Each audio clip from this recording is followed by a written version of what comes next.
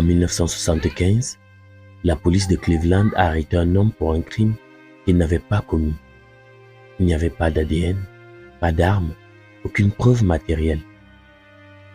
L'affaire reposait entièrement sur les déclarations d'un garçon de 12 ans nommé Eddie Vernon. Cet enfant n'a pas été témoin du crime.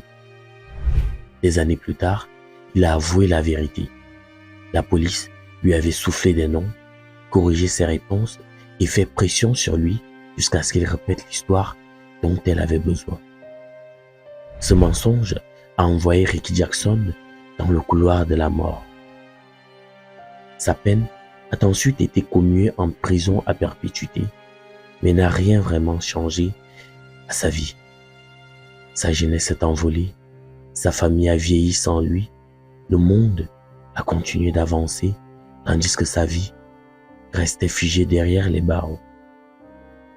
En 2014, après 39 ans, le témoin s'est rétracté sous serment. La condamnation a été annulée. Ricky Jackson a été libéré, innocent.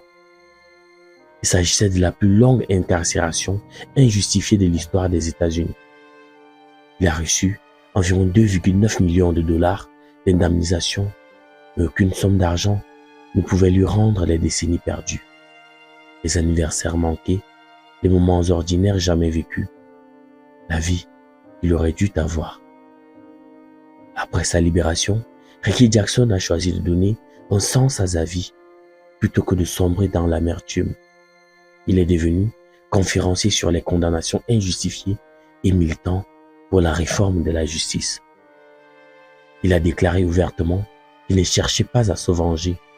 Son action se concentre sur ceux qui sont encore emprisonnés pour des crimes qu'ils n'ont pas commis.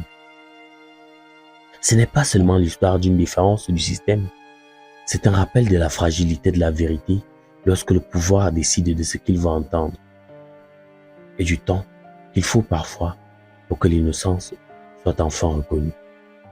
J'espère que vous avez apprécié ce podcast. Abonnez-vous pour d'autres histoires.